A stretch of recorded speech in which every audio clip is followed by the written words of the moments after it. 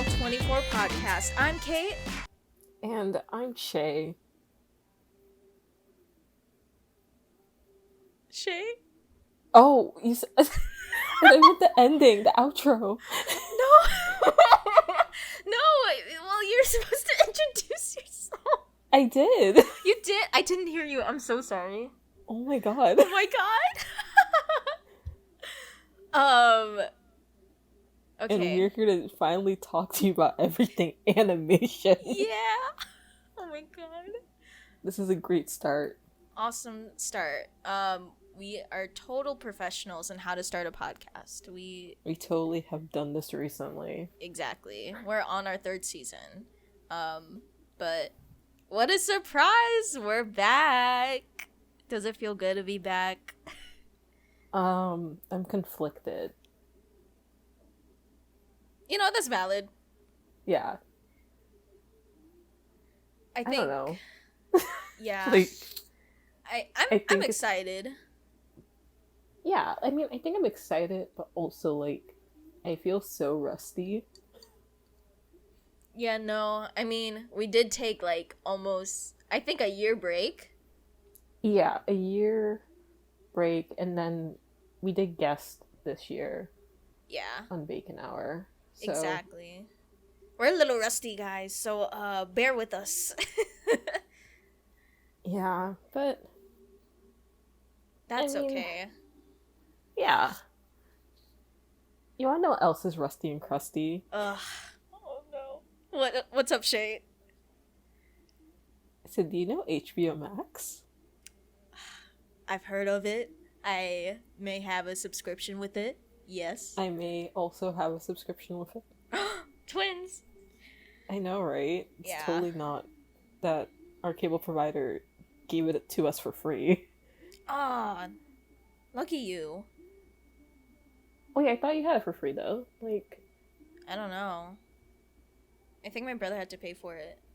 Wait, really? Yeah. Maybe it depends. Sucks for you. Sorry. No, it's okay. I guess it depends on the package, but anyways, even though we are excited to be back for a third season, we're starting off at a kind of unfortunate situation for this episode. As Shay mentioned, we are going to be talking about the situation that's been happening around HBO Max and has been causing outrage throughout the whole animation community. And lots of fingers are pointing to the now media conglomerate company that is Warner Bros. Discovery. Shay, would you like to elaborate on that? Oh, yeah. So, I'm trying to think. But basically, this year, like, AT&T, right, decided to, like, I think they decided to merge with Discovery, or, like, they gave WB to Discovery, and, like, basically, they're merging the two streaming services, Discovery Plus and HBO Max, together, which is a really stupid idea, mainly just because, one, HBO Max is, like, one, it has, like, more viewership, from what I understand, and the way that they're doing it is that they're gonna make, one of the rumors is that they're gonna make HBO Max into, like, a subsection of Discovery Plus, but, which, like, whatever, it's a stupid decision, but the main thing is that they, with HBO Max, all week, they've been, like, not, like, physically, like, you can't, like, go in and take a DVD off a slot and burn to the ground, but basically they've been taking away a lot of their Max originals and a lot of their, like a lot of their TV shows, and just, like, wiping them from the platform, and also wiping any clips or trailers, soundtracks, My God, from subsequent like, internet websites. I can't believe I didn't remember the name for anything. But which basically leads into, like, a problem of, like, media preservation, and also, like, screwing over a lot of the people who work on these shows and movies. Mm-hmm. Yeah. So, like, you maybe have heard, like, Batgirl got canned despite it being, like, basically done.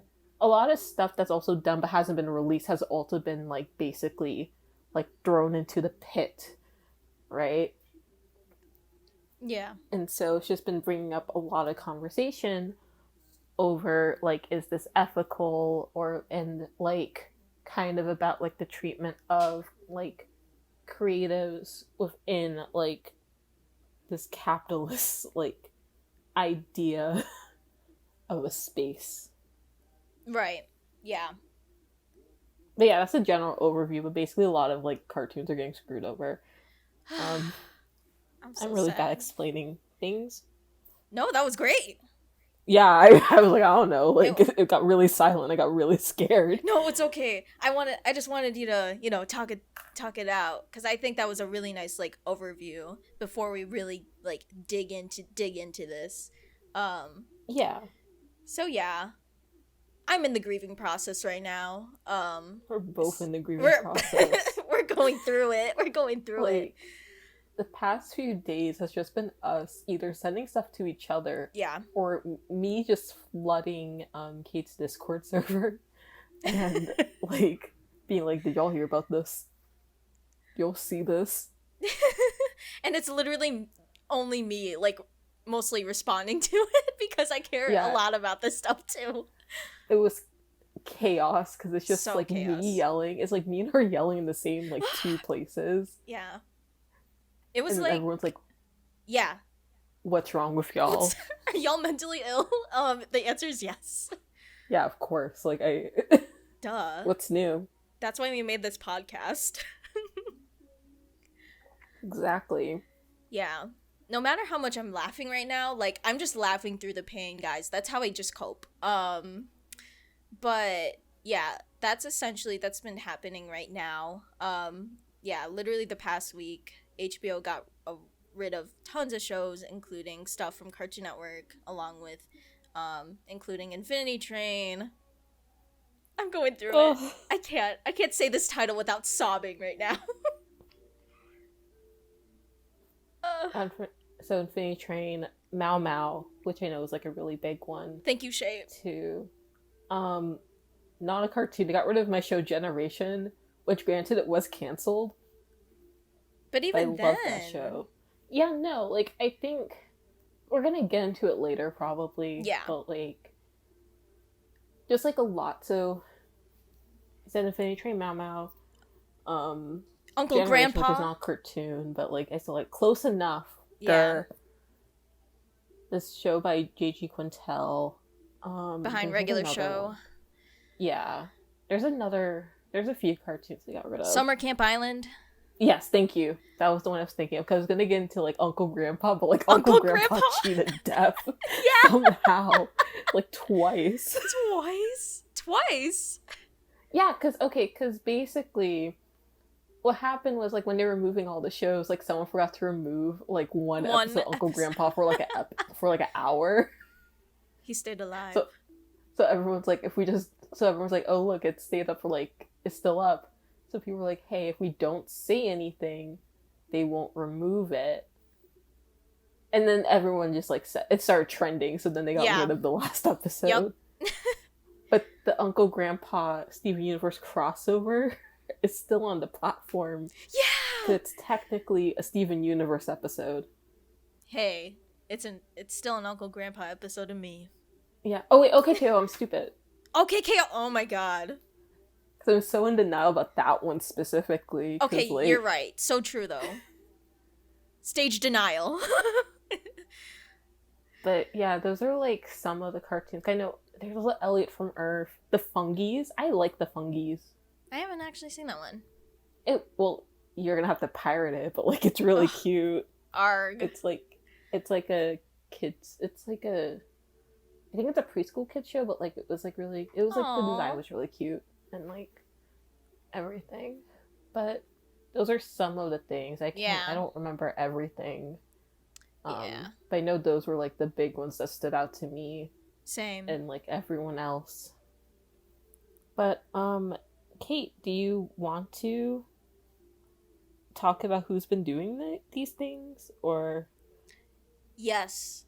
Let's just really dig into this now, because there's a lot to unpack, and we just kind of need to just start from the beginning. I'm not really gonna like go into it. Like, I'm not gonna be pointing out like specific pinpoints, but just to like summarize like the like spark notes. Like, I'm gonna give you the spark notes version of the situation. It's a coincidence that this is happening during back to school seasons, but take out your notebooks, everyone, because you're about to get a history lesson.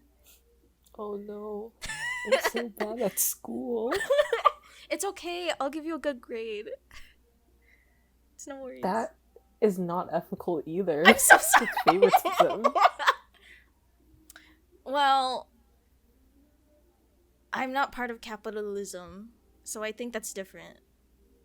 I think. Of course, favoritism and capitalism are different. Like, what are you talking about? At least I'm not David Zaslav. I'm gonna have a hard time pronouncing this man's name, so Shay's gonna correct me every time. Sure. Yeah. Appreciate it, Shay. Anyways, okay. All of this started in May 2021 when things were going around that AT&T, who owned the company formerly called Warner Media, known for DC Comics, Cartoon Network, and Adult Swim properties, CNN and HBO, etc. And they were interested in divesting Warner Bros. And expressed interest in forming a merger company with Discovery Incorporated, which is known for Animal Planet, Discovery Channel, and now recently TLC, the Food Network, HGTV. For them, that company to buy Warner Bros., which is a ton of money, and so, you know, that is probably a big why as to why this is happening. So this merger, as Shay kind of explained, would be led by none other than our favorite guy, David Zaslav, who is currently the CEO of Warner Bros. Discovery. He was the former CEO of Discovery, actually. He was previously a lawyer, but then worked at NBC to eventually become the head of NBC and their channel properties, eventually working himself way up to Discovery, leading it as a content company. So eventually I'm bad at explaining. I have notes, but Oh no, you're good. thank you. I appreciate it. Where was I? So, CEO of Discovery, right? He's not a fan of streaming, as I've seen in some sources. He prefers theatrical releases than streaming, and that kind of explains why Discovery Plus, which is basically taking all those kinds of networks that Discovery owns and putting them into one streaming platform, hasn't made its debut until later in the game of the streaming wars in 2021. So we'll fast forward over to November of that year as they talk about the possibility of merging HBO Max and Discovery Plus as one platform during an earnings call, which we will also kind of get into later in this episode. And we have no idea what that looks like or what kind of form that would be. So let's just fast forward to the next year, this year of 2022, when the merger was approved by Warner Bros. And Discovery, and now, obviously, the company is called Warner Bros. Discovery. Then let's just go to the next month of April, where CNN makes its debut as a streaming service for CNN. It goes on for maybe 2 weeks or maybe even a month, and they immediately cut it off. That Warner Bros. Discovery immediately just shuts it down after a month of its debut, after $1 million have been spent, after getting journalists and other people in it. That streaming service, gone. Deleted. Forever. So that's kind of like the starting point of things being shut down. Then what this snowballs into is the fact that this company puts halt on developments of scripted shows on TBS and TNT, causing other shows that have already finished production to be immediately canceled days after, even before its air date, or some cases of shows being canceled before moving to the production stage, with no notice ahead of time. These people are knowing this in real time. So all the creators, all the crews of these shows are just not aware of this until the news releases announcements about it. So now, the whole company itself is in $50 million and probably more in debt from investing in streaming services and basically causing more money to be in debt due to these shutdowns. So what they're trying to do is attempt to save $3 billion in savings. The solution to this? Good old tax write-offs. Which leads us to the events in the past month with HBO cutting programming in parts of Europe, then canceling and cutting shows under kids programming, and as they are no longer part of their strategy, both live action and animation. So you have literally like Sesame Street and Looney Tunes being like cut off. Which is, I'm sorry. Yeah, go ahead. I might interrupted. Yeah. Okay, so if you know me, like, you know how I have like a very like not like crazy obsession with Sesame Street, like not as bad as like my Wiggles obsession. Yes. But like, you know how I really like Muppets and stuff, right? Mm-hmm. The whole like Sesame Street thing has made me so angry.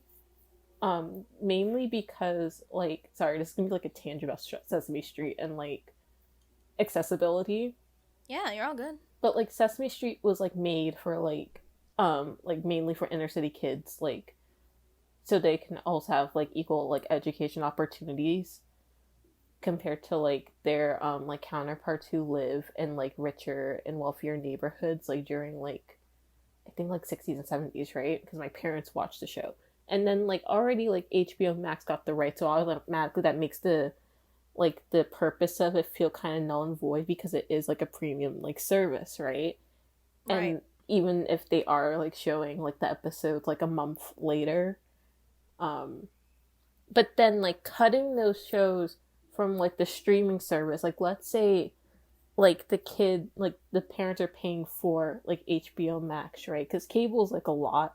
I mean, streaming services are now becoming a lot because you're required to have like every streaming service to get like a like a kind of like quote unquote normal like TV experience, right? So them taking off like Sesame Street's like from HBO Max also is further preventing like accessibility for these kids to watch Sesame Street. Right. That's my Sesame Street tangent. I'm very upset. I would too. That really sucks. Yeah, like it's just like I have like I don't know, it's just like the whole like Sesame Street situation with the handling from HBO. Yeah. It like it's like what's a good comparison? Like I can't think of like a good comparison because the Sesame Street thing, it's like I don't know, it's like the gentrification of Sesame Street. Honestly, that's a good like analogy for it. Yeah, like that's what it feels like. Like you're not like it's like they're taking away like the original essence of like a neighborhood, which like I guess is also kind of funny because like Sesame Street is like in a New York neighborhood, and like the whole thing was like that neighborhood was like very diverse and everything. Yeah. I haven't watched Sesame Street in a long time, so like I don't know like if like what new humans are on there either. He just hit my bed, but I don't know. Like it's just like very frustrating from that standpoint. Specifically with just like kids education, Definitely. TV. I get really like annoyed with like some like with like certain companies and like the approach to it.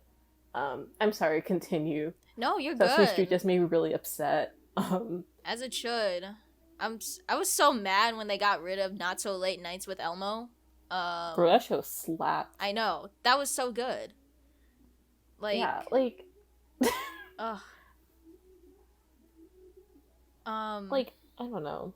Yeah. I'll get to my other points. I continue, please. No, you're all good. It also caused like the cancellation of obviously animated content, if you're not an Adult Swim show, it's automatically assumed that most animated shows are easily shoved into the kids content category, which obviously caused the purge of things. But as Shay mentioned before, this snowballs into Scoob 2 and Batgirl. Both movies were I think both completely almost ready for distribution as exclusive like HBO Max original movies. You have Scoob 2, which is called Holiday Haunt. That cost $40 million to make. So obviously the reason why they got rid of it was because of kid leaning. They're obviously not going to invest in that. And then with Batgirl, that costs $90 million. These numbers are stressing me out. I can't imagine. Again, they were basically at completion too. Right. Like, I think that's what adds to like they're literally like about to Scoop was about to release in like what, like a few weeks or something. Something crazy. Like, it was gonna be soon. Like, one of them, I know there was one we were like basically it was like a week or so. It was either a show or movie. I don't remember if it was Scoop specifically, but I know one of the things that they asked, it was literally like a week away from releasing or something. Or like at least being announced that it was going to be like released soon, and like they just axed it. Yeah. And I'm sorry, my mind is boggling right now. No, I'm really same. miffed at everything. And like, you're fine. I feel like a lot of movies and shows are like in that like process right now of like being cut off after like they've literally just finished their work and everything. Yeah, no. And like, again, I can't help but feel frustration because like the cast and crew like work so much like on these things. Like, I think I remember I was gonna go back to, so like the point we were like talking about like Slazov and like the whole like anti-streaming release, pro theatrical release. Like, on one hand, I actually do kind of understand that, but only because like, so like Wonder Woman, right? And then what's the other movie and Dune, those two movies. Yeah. They didn't know that they were getting streaming releases until like it happened for the most part, except for like I think Gal Gadot knew like in advance, because the thing, because like from my understanding, I'm not a film. Okay, I'm really bad with business stuff, like off the top of my head. I feel you. But from my understanding, so of course like actors get money mainly from like the theatrical release, right? And like the money that pours in from theaters. And with streaming services, you can't really do that, right? Because that's like a whole different thing. It's not like you have individual tickets for each person and thus you get money, right? It's like you have a streaming service, and then depending on like how long a streaming service has been going, that person has a streaming service, and then plus like multiple people on the same account, but they don't have to pay extra, right? And then even then, like, you have multiple people for like one profile. Like I have streaming services, I share them with my friends. Like, I share my Hulu with my friends, and but like that's not indicative on like the thing, because it only like lists me and my parents on the Hulu thing. Like, that's why also like the whole like streaming versus theatrical release thing, mainly like for movies that were made to be theatrical, I see why he could be like kind of annoyed by that, but also he's still making such stupid moves. And it makes no sense. Like oh wait, go ahead. No, I was gonna say, if I can tell you that your move is being stupid, that says something. Because you tell him. I make some of the stupidest moves in my life sometimes. And even I think this is stupid. Hey, you're not Zaslav. Don't be a Zaslav. I think that should be like the the slogan of any kind of like business decision made. Don't be Yeah, a no. Saslav. Because, like, even his Wikipedia page has been edited to be, I like, know. animation hater or something. Yeah. Like, I it's saw such a that. weird situation. Especially, like, I don't understand why they are letting him make all these decisions, especially after the demise of CNN Plus. Right. Like, specifically. Because, I mean, like, CNN Plus was doomed from the start. It's CNN Plus. Right. Right? Like, why would you want more of a specific news source Right. when, like, the news's obligation should be giving you all the stuff up front, right? Like, it doesn't make sense Right. from a thought standpoint, especially for me. But whatever. Like, who's gonna pay premium for the news? Not me. I got cable. Exactly. I have cable and I have the internet. Like, right. I wouldn't need to pay extra for the news, right? It's not even like a thought piece article on, like, the New York Times or anything. It's literally just the news. Yeah. Like, that's why it makes no sense to me. Exactly. So I'm so surprised that they would trust him with this decision, especially, like, after, oh my god, the PowerPoint. Oh my goodness. I just remember the PowerPoint. Yeah, the slide. PowerPoint. We're gonna get into that. I definitely want to also bring up, like, the decision of why, like, Batgirl, like, was cut off, just because, like, apparently, like, going back to Zaslav's, like, decisions leading up to this now, like, it just makes no sense that this man literally has the power to just get rid of everything, because the thing with Batgirl is that they didn't consider the movie as worthy for a theatrical release, and that hurts my brain so much, because apparently they received, like, test scores from, like, they received, like, scores from, like, test audiences and stuff like that, and apparently they were low, but, like, it was similar to another score for, like, a previous DC movie. I don't remember, but it's the way that they would rather put content on the shelves than to invest in making the content itself, like, work towards better quality. I mean, like, sure, I know that it takes up money, but, like, it's also weird that Batgirl is being shelved, but the other DC movies, mainly The Flash. Yeah, The Flash, Ezra Miller, if you're listening, no, you're not. Ezra Miller's such a menace. They're such Yeah, a menace. I know. Why are they still okay? All right. You got Black Adam, and then I don't know what the other third DC movie is. Do you? You are asking the wrong person. Okay. Because Never mind. You know my philosophy on superhero movies. I do not care unless if I'm very interested in. Is it Joker? Was Joker theatrical or was it streaming? I have no idea. I don't know what the other third DC movie was. It's fine. But they're mainly, like, men-led, like, movies, and that just makes me feel a little weird about it. Something about it feels very misogynistic to me, in my humblest opinion. Is it also the combination of many of the canceled TV shows also featuring people of color or queer people, or are led by people of color or queer people? Is that also why? I think so. Just something about it feels very discriminatory. I mean, when you look at photos of David Zaslav, obviously it looks like some kind of guy to call us a slur.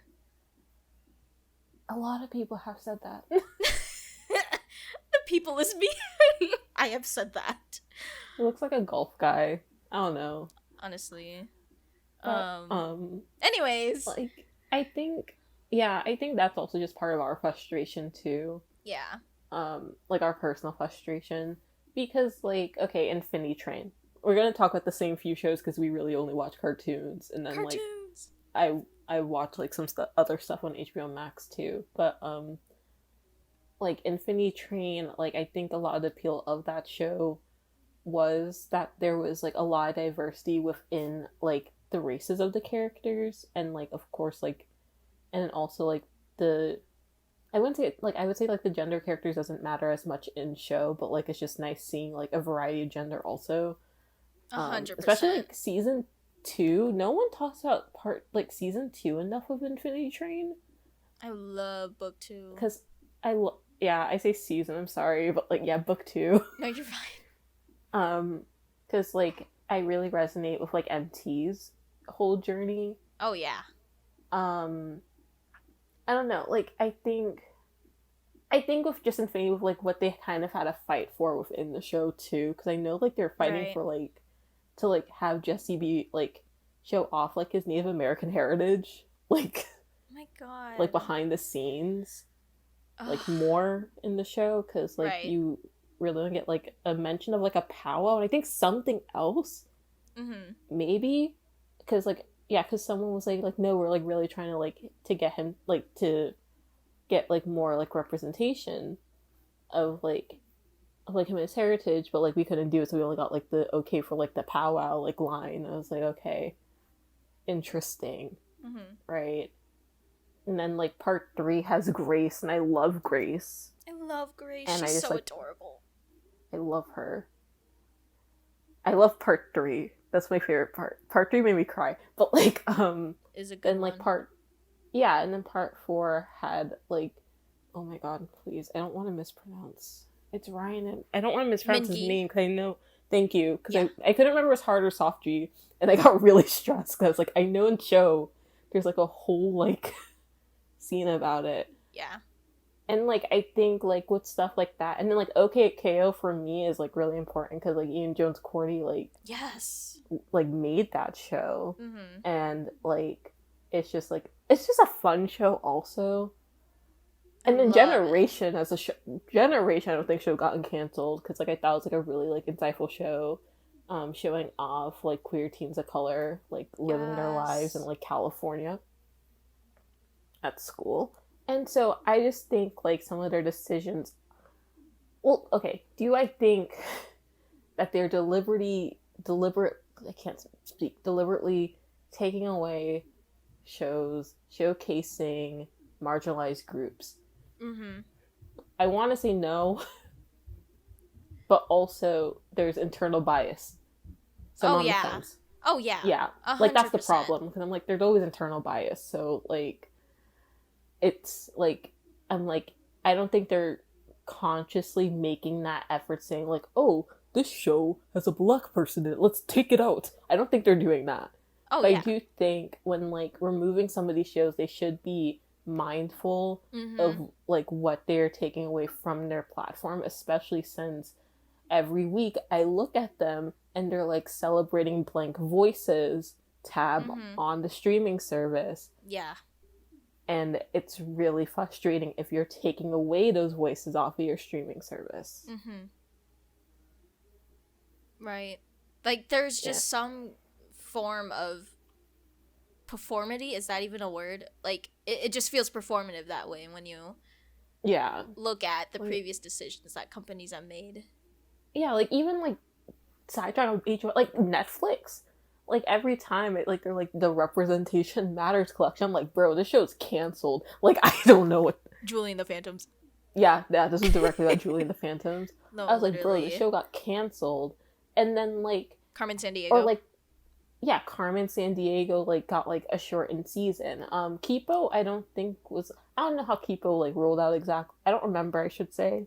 Like even Kipo, like it feels like so hollow because I'm like, you guys only represent these shows. Oh, the hollow also. They only want to represent these shows when talking about diversity on Sense8. That show, Sense8. I didn't even watch that show. Oh, same. But like it feels like just hollow and so surface level when you don't want to put in the money to continue these stories. Right. But you are talking about how diverse your platform is, and like every First Kill, that's the other shows talk about. First Kill, my favorite garbage show. But like, oh my god, it's like you need to like keep up with upkeeping these stories and wanting to fund them. Right. Yeah, okay. Yeah. I'm off my soapbox. No, I'm not, but like, you know. It's okay, we'll both be on the soapbox. Ooh, we're sharing. Yeah, we're sharing. Sharing is caring. It is. Yeah. I think I agree with you on that. It's one thing to like have be a creator of something, of a TV show or a movie, and like it's you have that sense of pride and that good feeling that like, oh, your work is now like out there and distributed and you feel proud of yourself. But to see this like specifically a show canceled immediately after, when you can't expand on it, when you can't, continue your work, like I feel like that feeling hits even harder than not being able to like, I don't know. I guess what I'm just trying to say is that people suck. Like CEOs, Yeah. like aren't mindful. Like you said before, like I feel like these decisions aren't mainly targeted because they're represented by marginalized groups, but I think the fact that a lot of recent shows, and I feel like specifically animation too, has a lot of great representation that not a lot of people get to see. And then even with Sesame Street too, like you said, like this inaccessibility of finding representation, finding people that look like you, and finding people that are different from you in forms of media, like that is just horrible. Even though like people are saying like, oh, we're doing, like the industry itself, the entertainment industry is doing such a great job at bringing more representation to blank group. It's like, well, but it's still so minimal. Yeah. Like, that's the problem. Like, at the end of the day, like, you can't say, oh, this is great rep, but then immediately cancel. Like, today, I was hanging out with my parents, as I do, and they're talking about, like, Lovecraft County, right? Mm-hmm. And, like, that was, like, a really big show, and that show just got canceled. Yeah. Mm-hmm. And a lot of people were wondering, why did the show get canceled? Because, like, and like HBO was like, oh, it's just because like they didn't have enough source material for like a second. I'm like, there are so many shows that I know that were based off of like books and like video games, right? That like they'll never have enough source material for the next season, but they still do it anyways. Or like, sorry to be a weeb, but manga does that all the time. Mm-hmm. Like Soul Eater, like half of its run is like just anime only. The manga's like super different, right? And like I think specifically for like that show having like an all black cast and it being kind of like a critique on like not like a critique on like H.P. Lovecraft's like impact on society, and then also just like black struggle in America, right? Like I think it's such an interesting, like it should have been, like kept going, right? Or at least like an attempt to have it keep going. Yeah. Or I don't know. It's just like frustrating. Oh yeah, like seeing it over and over again. 100%. And I think, like I said like we said before, like these decisions don't feel too direct, but we also have to be mindful about who's running this, who are the CEOs, mainly white men, and why they're making these decisions. And I think it comes to show that, like just this year, according to data, HBO Max was like literally like the best streaming service over like Disney Plus and Netflix, etc. Just because of the amount of like content that they had, the like formerly accessibility that they had in like preserving these like shows and movies, and now they're basically just gone. Like you even have like HBO like movies and shows that are like way before like the streaming service, and just when HBO was just HBO itself, before Warner Bros. And everything. Like, yeah, it's so, why? Like they're also like you said before, Shay, about like trailers and promos, soundtracks, even social media posts about like these shows and movies, including like Infinity Train, for example. Like they're gone. Like they're just erasing these forms of media out of existence. Yeah. That's so weird. Like I think that's what makes again. I think that's the other like kicker. It's not even like you're removed from a streaming service, like whatever, right? But if I want to show my friend a clip from something, I can't even show them that. like, me and Kate both witnessed in real time the taking down of the hit Chicken Shorts Judy song, Yes. Train to Nowhere. And grieving. it was such an awful thing. Like, I think it's still technically on YouTube through the Warner Brothers music label. True. Because I was trying to scourge up any promo I could get. Because, like, a lot of people are, like, pirating the shows, which, like, pirating is now a form of, like, conserving and preserving. Yep. Conserving, preserving. I don't even know which word's the right one. That's how distressed I am. Yeah. It's, like, it's now a form of saving media. You know how stupid that is? And now you guys are like, you would have downloaded a card. Yeah, I can't download a card. Thank you very much. No. Like, maybe I will in, like, 2 years. But I can't do that right now. So right now I'm going to download a show. Right. Literally me, when I went to C2E2, which is the Chicago conventions here, and I went up to there was a booth. There's obviously going to be a booth where they're going to give out, like, bootlegs of something. That specific, like, venue had, vendor had, like, bootleg DVDs of any kind of show and movie you can imagine. And I really said out loud, oh man, here comes the bootleg booth. And all the employees looked at me because I was trying to, like, smack talk them. And I was like, oh shit, I shouldn't have said that out loud.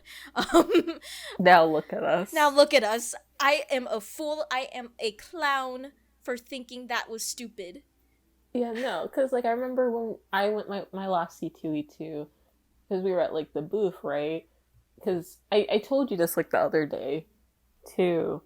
I remember I was, like, talking, and, like, Japanese Spider-Man, like, live-action Spider-Man was there.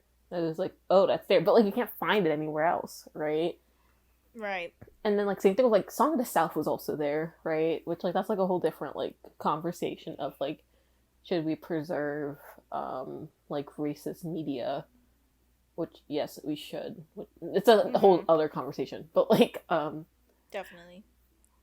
But it's, like, so interesting to the fact that you have to, again, you have to pirate stuff to make so then things are still remembered, right? Right. Like, it's insane. Because they're like, well, right. don't pirate. And I'm like, we don't have a choice at this point if you're going to remove shows. Yeah. And, like, write them off. Like, Symbiotic Titan was written off for tax, like, write-offs, right? And, like, that show was not accessible for the longest time in America. I know in Australia they had, like, the DVD of the whole show or something. Lucky them. Which, like, region lock stuff is also kind of crazy. There's a whole, like, it's frustrating because basically, like, from my understanding, like, every other country can get, like, box sets of seasons, especially of Cartoon Network shows, because you never can get box seasons of Cartoon Network shows specifically. Yeah. Which is why also the Warner Brothers thing makes it worse, because I'm like, I literally cannot buy a normal season of your show. Nope. Gone. Infinity Train books 1 and 2 on DVD? Nope. You have to buy them used, which, like, no landfill at least, but, like, it's still insane. And then yeah, I know a lot of people are buying up, like, on iTunes, a lot of them. Right. To, just in case they get removed from iTunes. But, like, if it gets removed from iTunes, you will still have the ownership of it, from my understanding. We'll also put links of, like, all the shows in the description. Yeah. Well. And the Google Drives. Yeah, we'll provide those links, because we got you guys. We're going through it. Like, it's just so... I'm just very frustrated about a lot of stuff, because, like, you know what? I want to talk about the PowerPoint. I don't care. PowerPoint's stupid. Go off. Yes. Literally just because they separate by gender, and I have a whole issue with, like, gender and, like, target demographic things anyways. Like, why? Okay. Well, not, like... It's, like, really complicated for me, right? Because I understand why they're in place, right? Yeah. Like, in terms of, like, I want X show to appeal to X audience. But I think it becomes a problem when, like, that's your sole focus on why something should be promoted, right?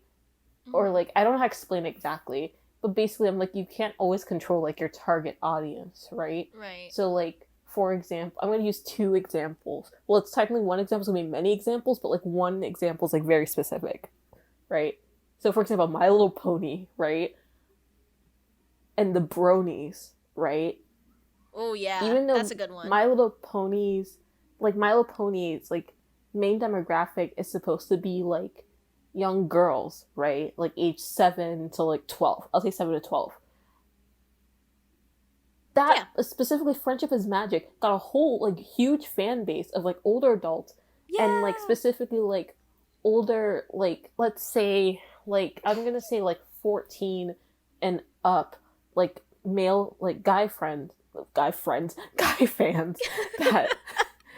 that really love My Little Pony, right? And they can't control why they're watching. Like they can't control, like the hub can't control that all these guys are watching like My Little Pony, right? Right. But like they kind of embrace them, not full heart, but like they embrace them, right? From my understanding, I'm not a brony or a Pegasus or anything.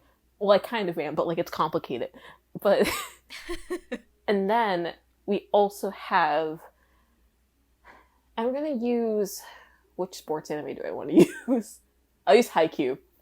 I feel like that's like the one that makes Haikyuu is a shonen, right? And like Mm-hmm. shonen is usually like target towards like same like 7, I'll say 7 and up, like boys, right? And it's usually like action stuff. But like Haikyuu, a really big chunk of that fan base are women, right?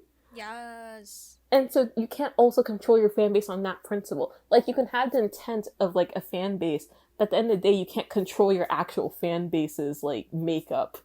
Right.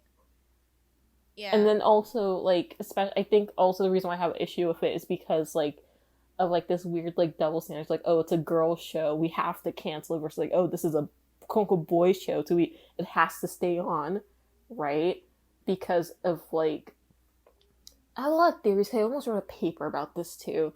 But like basically, because they're like, well, girls don't like cartoons, but boys love cartoons, Ugh.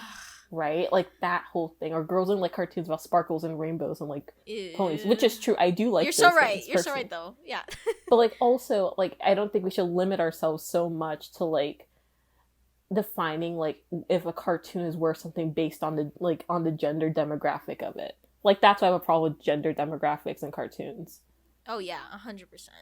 Yeah, like It's that's the main thing. Like I they're don't think stupid. it's wrong to have an intent, right? Like for example, like all the stuff I write, I guess like usually I just keep in mind what I would like, and usually what I would want to watch is like Mm-hmm. I would want more like female protagonists, or like I would like I would like more like female protagonists, or like I would like protagonists that are like not always like I don't know how to explain it, but like usually I want like protagonists that like aren't like typical like straight cis like white guy all the time, right? Agreed. And I want more diversity within my like within like my protagonist makeup, or like even in like their personality, right? Like what's a thing like Escape Infinity? Like I really like that show because one of the main characters has like a really bad case of imposter syndrome. And like I really like to see that because I can relate to that, right? And like especially like since this whole thing's like he's very happy go lucky, quote unquote, like on the outside, but like that boy has some problems. Oof. Or like I like to see those things within my characters. I like to see them persevere through things, and like just like I want more variety, and like I feel like limiting sometimes some things to like the basic. Like I know I just did that kind of. I did do that, but like I just don't like gender. I'm sorry, it's like such a long tangent. Basically, I don't like gender things when they're specifically using it to justify if a show should stay or not. Cause I think it's really stupid. Yeah.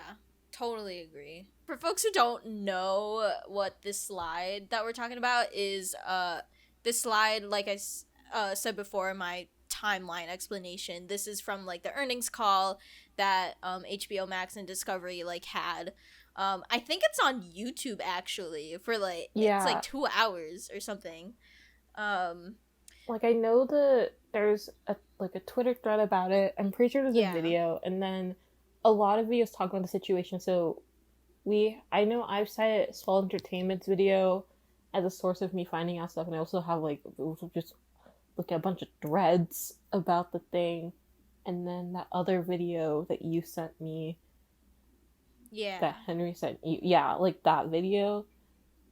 Yeah. Like, we'll link all the stuff we have. Yeah, we'll link all the sources and everything, but there was this specific slide that's been like going around like social media and stuff like that, comparing the two like platforms, I guess, between HBO Max and Discovery Plus, and like HBO had like the male skew and Discovery Plus had the female skew, and there were also like specific other bullet points about like HBO Max being like script heavy and Discovery Plus being like the opposite of that, and they use the specific terms lean in for HBO Max and Discovery Plus lean back. I don't know, these terms and these bullet points are like the funniest shit to me, because like they just make up the like most weirdest words ever. Like, sure, like HBO Max is like home of fandoms, like that's what they put it out as, and I'm like, okay, they're not kind of wrong about that, because you know you have like, you know, cartoons all the and DC stuff. Yeah, you have all the weeb stuff on there. Yeah, you have all the animation stuff on there, and like, you know, nerds and stuff, whatever. Yeah, but I'm a nerd. We're not women. We're not queers. Yuck. Yuck. Don't slander Goofy like that. Yuck. I'm so sorry. Goofy would support us during this trying time. As he should. Yeah. And I think, and like for Discovery Plus, the bullet point was home of genre doms, and I'm like, what the fuck is a genre dom? Like, isn't that what HBO also has? Because there's genres of shit. Like, what? It's such a weird thing, because I know, okay, in Swell Entertainment's video, right? Like, she was literally just didn't have like the male skew, female skew thing. It probably, like, no one would be talking about it. Like, it would still be stupid, like, obviously. But it's just, like, I think literally they just didn't, like, do the gender separation. It wouldn't have been as bad. Like, they could just take that out. I know. Like, come on now. It's, like, 2022. I'm still trying to figure out who I am or what I am at this point. Like, hello? It's such, like, a weird thing, too. Because, like, I think the reason why, like, that thing, like, messed with, like, that part messed with, I was like, HBO Max has reality shows and documentaries and everything. Right. Like, I was there watching F-Boy Island also. It's like I said before, with HBO being like the most like liked streaming service, is because they have a lot. They have like a diverse amount of content. There's like something for everyone on that streaming service. Right. Like, again, I'm watching like 5 like different categories of things on HBO Max. Exactly. I love HBO Max because they had Josie and Pussycats 2001 on there, like the first like month it released. I got so excited, right? And then like, okay, they got like weird, like they have like the Turner classic movies on there too, right? So like I could go watch Roman Holiday, right? And then I can watch like Los Spookies right after watching Roman Holiday. Amazing. And then I can watch like, what's a show? And I can watch like regular show, and then like a Ghibli movie. It's the variety for me. Like that's a lot of variety. Like, even the flavor. Like, yeah, like there's like a good chunk of things, and everything they have like is still good. Like, I think that's the thing, because I'm like, I can't think of anything where I was like, wow, this is like garbage. Actually, no. Happily Never After 2 is on HBO Max right now, and I hate that movie. But, like, it's not a good movie anyways. I'm just stupid and decided to watch it. Like, it's awful direct-to-DVD movie. Never watch it. It's not even, like, a fun, bad watch. Don't watch it. Oh, but, I'll like, take that. they have, like, so many things. I think also just, like, the way, like, HBO shows are, like, formatted, too. Like, because, again, HBO, as a network, is a premium network, right? So them having a streaming service basically is letting people watch the actual, like, original HBO shows, plus having a huge external library. Yes. Right? Exactly. And also, again, they're the only, like, streaming service that has the rights to Ghibli movies, and everyone knows how people love their Ghibli movies. Are they still on there? Huh? Are the Studio Ghibli movies still on HBO Max? Yeah. Oh my god, that's a relief. Okay. From my understanding with the anime side of everything of HBO Max, all the anime is still on there. However, the Crunchyroll tab is gone, so it's just harder to find. Like, you physically have to, like, look it up in the search engine. Wait, they had a Crunchyroll tab? Yeah, they had a Crunchyroll tab, and that's where you could watch all, like... I didn't know it that. wasn't, like, where all the anime was. That's what made it funnier. Because, like, they had, like, Keep Your Hands Off of Ezokin, and that's... they, like, I think that was on the Crunchyroll tab, but then there was, like, another one that wasn't. Like, they had a few that were under Crunchyroll tab, and they had a few that weren't. And, like, the way that they just organized, like, the anime specifically, which on one hand, kind of cool that they just kind of lumped it in with, like, general animation. Right? But also, if you're specifically looking for anime specifically, it's, like, awful. Right? Yeah. Because, like, I don't know. I'm not going off on, like, so many, like, random tangents, because I'm, like... this and this bother me. Which, like, of course, I'm, like, upset right now, but, like... I don't know. It's just hard. If you're looking for specific anime, I say just go online, look at what they have online, and then just type it in the search engine. Mm-hmm. Because, like, Jujutsu Kaisen's on HBO Max, and Jujutsu Kaisen's good. But yeah, like, from my understanding, they're not going to get rid of the Ghibli movies, but, like... interesting. Ghibli rights are kind of, like, messy at the moment. Mm-hmm. Oh yeah, also HBO Max has, like, a lot of non-Ghibli movies, too. Those are the stuff that's not under the Crunchyroll tab that you have to, like, find. But, got you. Yeah, but, like, if they get rid of the Ghibli movies, they might end up going to Disney Plus. I wouldn't be surprised if they went to Disney Plus. Yeah, same. They're next door. They're the monopoly overlords. Yeah, it's also because I think Disney still has the rights to dubbing. I don't even know if they still have the rights to dubbing for Studio Ghibli, but I know they did for a while. Yeah. Ponyo. Oh, Ponyo Fishy. Someone hated Ponyo. Like, someone online was like, I hate Ponyo. And everyone's like, why do you hate Ponyo? What did Ponyo do to you? Right. What does she ever do? She's just a fish. She's Ponyo, fishy in the sea. Like, I don't know. Ponyo. Anyways, yeah. So, like, to sum it up, HBO had such a good variety of a library. And this sudden purge of, like, thousands of, like, shows and movies,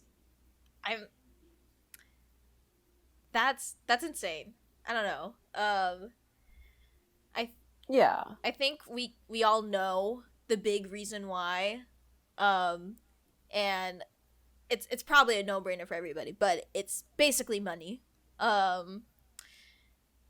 Whether they basically just don't want to pay the talent behind all these shows and movies, whether acting, writing, directing, producing, animating, composing, music and stuff, drawing and storyboarding, like all the above that goes into a show movie.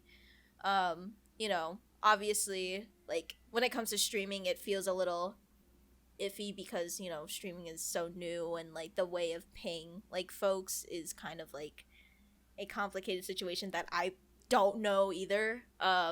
But yeah, like, sorry. No, you're fine. I was just gonna say, like, regardless, like, all this requires some kind of compensation.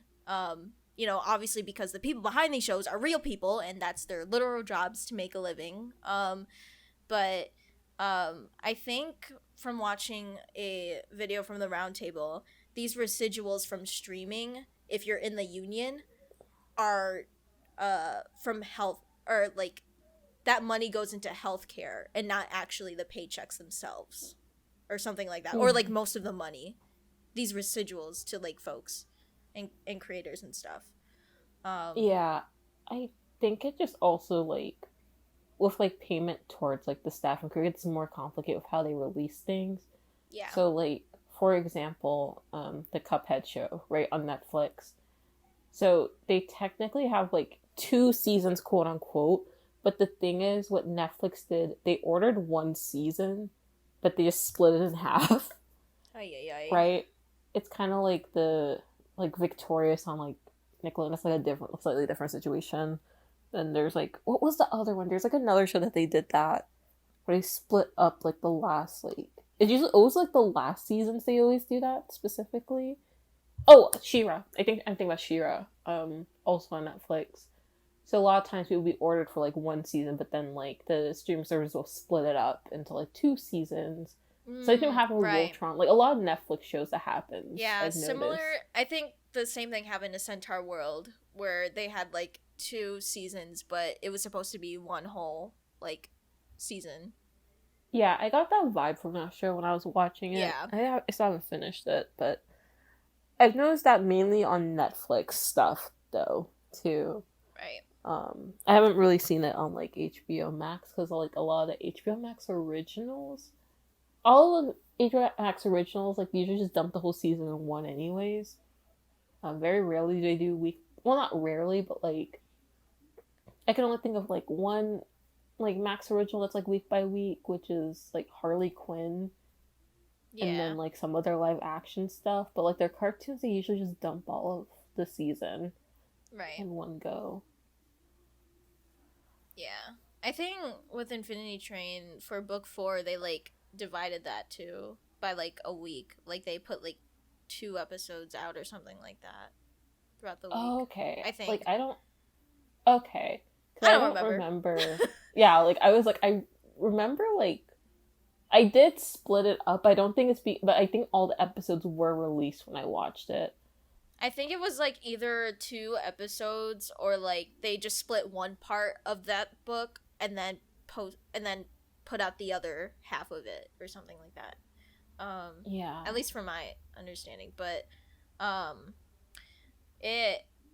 it's such a cheap and may I also add a disrespectful way of like getting Warner Bros. Discovery's like money back and leaving nothing. 100% disrespectful. Yeah, they're fucking everybody over. Yeah, no, like okay, all the creators were basically like speaking out too. Yeah. So like from my understanding, Owen Dennis, the creator of Infinity Train, he like basically at least Infinity Train's not getting written off. I don't know about everything else. But it's just there's like a lot going on. But yeah, my head hurts. Yeah, no. But like the SpongeBob meme. Yeah, like I know the creator of Uncle Grandpa's especially going through it. Uncle Grandpa, that was a funny ass situation. Like everybody's been posting memes like in the animation community and creators and stuff like that, but when Shay showed me or told me about the creator of Uncle Grandpa and I looked at their recent post, I was like, wow. Yeah, I understand. Yeah, for those who don't know, the creator of Uncle Grandpa and Secret Mountain Fort Awesome. Yep. Never forget. Pete Browngardt. Yeah. He basically just posted like a photo. Like he didn't say anything. There's like none of like the show hidden content thing. I'm laughing because it just caught me off guard when I first saw it. It's a picture of Uncle. I'm so sorry. It's like a picture of Uncle Grandpa with a gun in his mouth. That's the whole thing. And it's such a startling image because I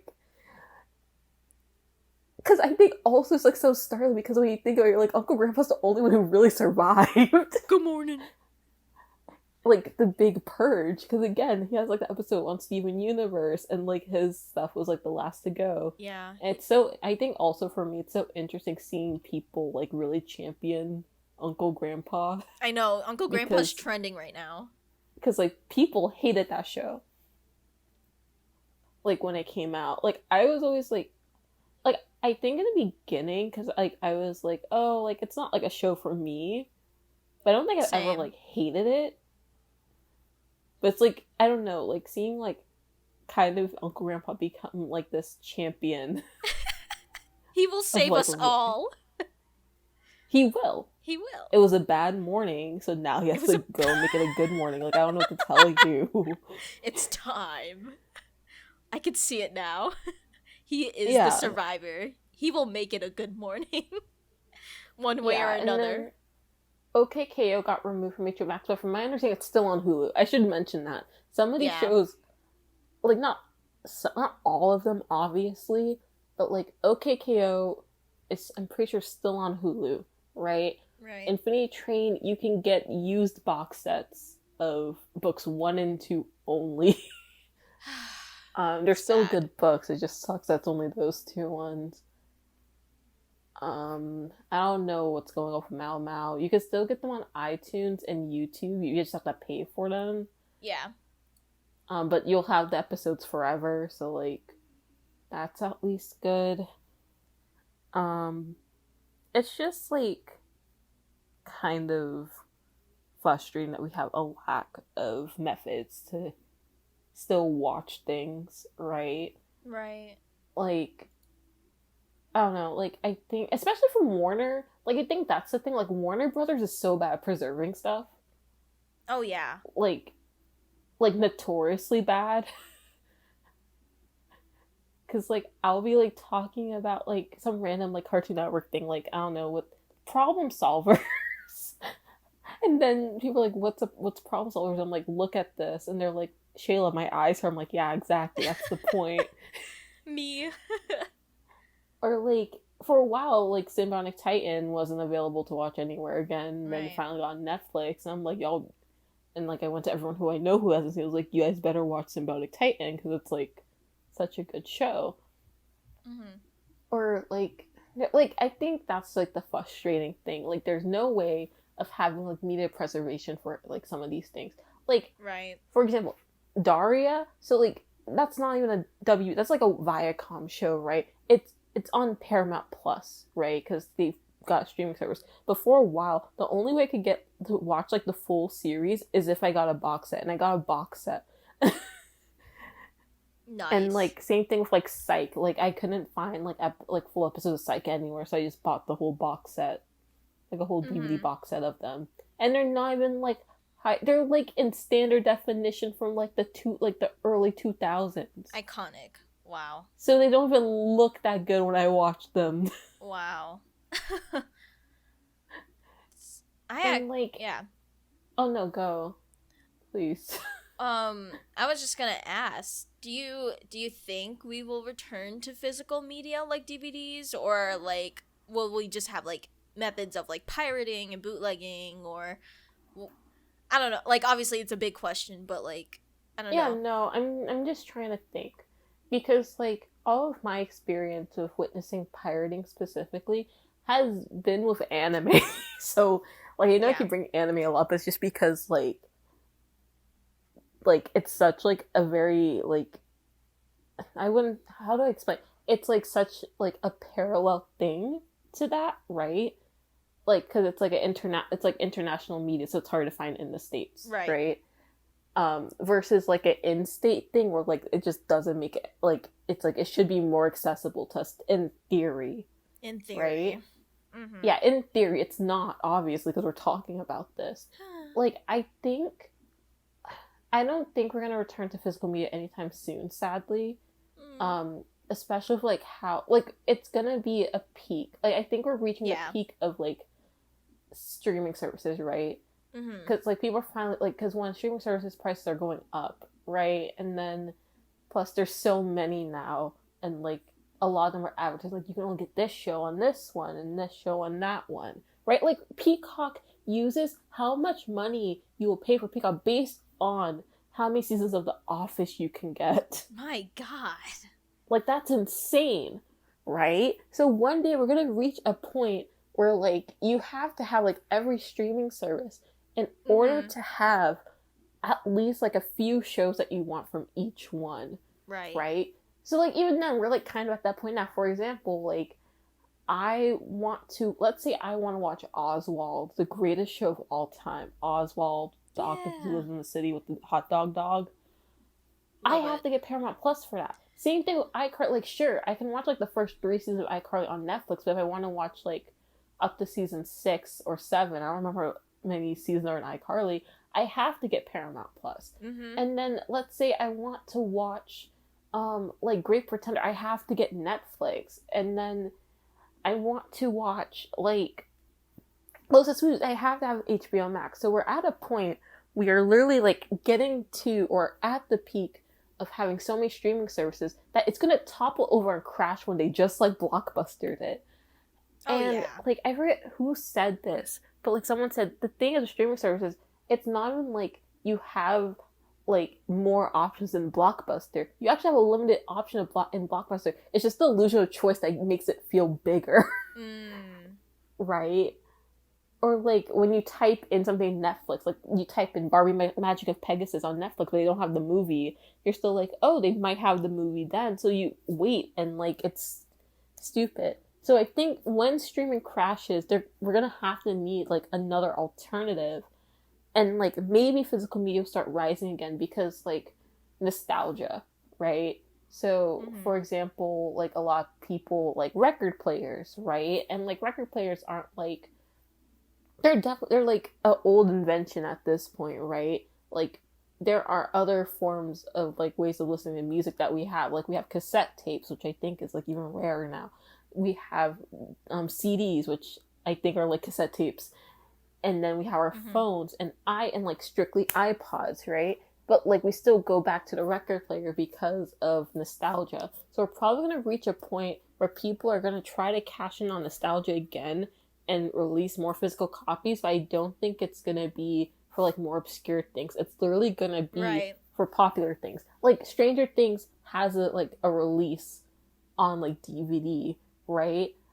But like most people aren't gonna watch Stranger Things on DVD unless you don't have a Netflix subscription. You just really want to watch Stranger Things, right? Yeah. And then plus pirating's a thing, so you can also hypothetically, if you don't have a subscription to Netflix but you do have a computer, you could also pirate the show, right? Like there's a lot going on in my thought process, but basically to answer your question, um, in terms of physical media, I don't think we'll get it for like more quote unquote obscure media. Like obviously Mm-hmm. like that doesn't really happen a lot anymore. But like I think once like the streaming bubble pops, it's gonna be disastrous. Oh And yeah. it's probably gonna force people to start getting more physical media and everything. Or like people want to crave more physical media because of like nostalgia and also because DVD players are cheap. Like Oh yeah. they're cheap now. Like, because basically at that point you can just like grab like DVDs. Like that's what I would do whenever I would watch something. Like in high school, I would like go to like Walmart or Target and just buy DVDs because I didn't have access to like a lot of media that I like or that I want to watch. So Same. like I own like a DVD of Repo the Genetic Opera, and like I own like a lot of Ghibli movies because like I didn't have any means to watch Ghibli movies, and I didn't really know anyone who had access to them either.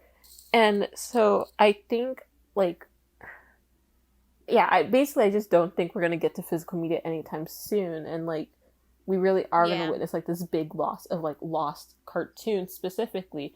Like we already had like a big like archive like panic thing with Doctor Who, because like a lot of like the early Doctor Who seasons are just like missing.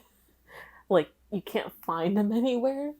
Oh So there's this wow. whole chunk of like this very historic show just gone from life because they just didn't preserve them, Ugh. right? Ay ay ay. Yeah. And like that was when physical media was kind of like mandatory Mm-hmm. too, because this was like the olden days or whatever. But like, I just I'm concerned that like our over reliance on technology and streaming and not having anything physical is gonna lead to us losing so much of like, especially like with an animation history. I think it's going to be like a lot of like gaps now. Yeah. I need to drink water. No, that was really great. I agree with you on that. I think um man, I don't know where to go from. I had thoughts and then it just poop. I'm so sorry. No, it's okay. I also think that we're probably not going to go back to like physical like copies of things anytime soon, but definitely I think we're reaching at an early point of like the fall of like streaming services. Like not right now, like obviously, but like make these kinds of decisions are like really gonna like determine whether or not streaming will continue to like rise or fall. Um and it I feel like, you know, cuz the way with streaming, right, is that it's digital, and it's like a cheaper way of like putting out content and stuff versus like, you know, getting an actual DVD and stuff like that. I think with, and obviously it's like the new cable and everything, but I feel like we are gonna reach that point sometime one way or another where streaming is just gonna just Yeah, like I think we'll both be alive for it. Like that's basically what I'm saying. Basically. Yeah. I think also just kind of switching topics within this situation, just the fact that like there's now this like broken trust relationship between streaming services and the artists themselves. Like there's literally no guarantee or like a heads up if your work will be removed from like a platform, or like you'll be canceled after you finished like another season of your show. Like from the creator of Julia Pott, who's the creator of Summer Camp Island. Like I'm just like reading from their tweet, but they say like they've worked for 5 years to make 100 like episodes of animation, and they worked like late at night. They made a lot of sacrifices. I'm like saying like the show and the crew themselves, like they made so many sacrifices and took so much time to create something, all for it to just like never be seen. And that's so upsetting. Or like just pirating, or like having to another person said they had to like cover the NSFW art ads from Kiss Cartoon to in order to show their like new the stuff that they made to their future children and stuff like that. And that's like, even though like, you know, it's a little funny, that's really upsetting. Yeah, no, like I think that's what like hurts, like hearing like the stories too, because like again, not animation example, but like the Apple show Dickinson, the creator basically was like begging like to see like the higher ups to like get a physical copy of her show, because she's like, I literally need this to like show off my work. Like I need this for like my portfolio to get a job and everything. Right. And like basically if you don't like have a physical copy, like again, I think Swell Entertainment also like mentioned this, if like it's good like if you have like this and this, but like if you don't have the physical work, like you're not gonna get the job, right? Like you can talk about this thing, but if you can't show like proof of it, you just can't do anything. It's like your ID, right? Like if you want to, okay, let's say like your ID if you want to purchase like alcohol, right? Mm-hmm. If you can't show your ID, right, like most likely the person's not going to take your word, right? Yeah. Like it's not like the best example, but or like job documents or something. Like if you don't have like like in the US you need like a citizenship to work or like some permit. Like if you don't have that, then you can't have a job. The proof, right? Basically. Yeah. Yeah. Yeah, like you need that in order to show like what you're capable, like, well, not in like the ID sense, but like in terms of like your work and being a creative, you need to show them that in order to show like what you can do and what you're capable of, right? And like your potential and everything. If you don't have like a physical thing, especially if you worked on like a network or a streaming service, like they're just not going to give you like a job most likely, or right. Like so you need like those copies like of any sort, like even like again like pirating stuff isn't like physical necessarily either, but like at least you still have the copy. Yeah. Right? Like removing everything, especially like every trace of something, is insane, right? Like I think that's what makes it worse.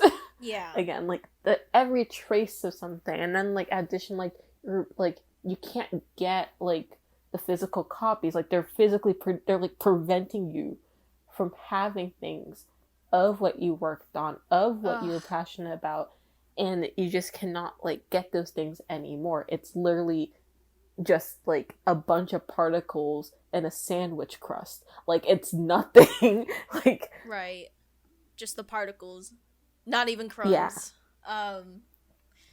It makes me think of, like, it makes me concerned as someone who wants to be in animation or, like, in the entertainment industry itself. It's like, do you really have the rights or the ownership of something if it's not preserved or if it's removed from somewhere? Like, it's the way these higher ups just don't give a shit and, like, Yeah. throw it all away like it's nothing when this is someone's life's work, or, like, this is the way that people, this is their day-to-day jobs in order to, like, make a living and stuff like that. And they just don't care. Yeah, no, like, I get that, like, when you sign a contract with a company, your work is technically not yours anymore, right? Yeah. It's the company, so they can technically do whatever they want, and, like, the only way you get it back is if you buy it back, and that's a lot. But it's still disrespectful, because these people are making content, especially for animation. Like, of course, for film, of course. Not saying that film is worse than animation. They're, like, the same thing. Literally, though. Kind of. I mean, you can make an animated film. Yeah, like, or, like, I should say live action. Sorry. Yeah. No, you're good. You're good. Yeah, but, I think especially with animation, like, it was just, like, more of a visceral thing. Because, like, the pandemic happened. People couldn't go in. And, like, really the only viable way of getting, like, scripted content, the scripted content for the boys, was to animate it. Snap. Right? Yes. Like, a lot of, like, shows had, like, animated specials, right? Like, yes, literally. Like, had so many anime specials. You had, like, a bunch of, like, anime shows coming out during the pandemic that, like, a lot of people like, because animation's, like, one of those jobs where, like, you could technically just work from home, but people just do studio work because, like, it's, like, what is it? There's, like, a reason why, because it's also, like, a business thing why they make you do studio, like, in studio for the most part for big things. I'm not going to get into that, but I think that's why also if, like, the animation community, like, that's why everyone's, like, especially, like, another reason why everyone's, like, especially angry, because, well, one, art form's not being taken seriously again. Yeah. Even though we helped y'all. Yup.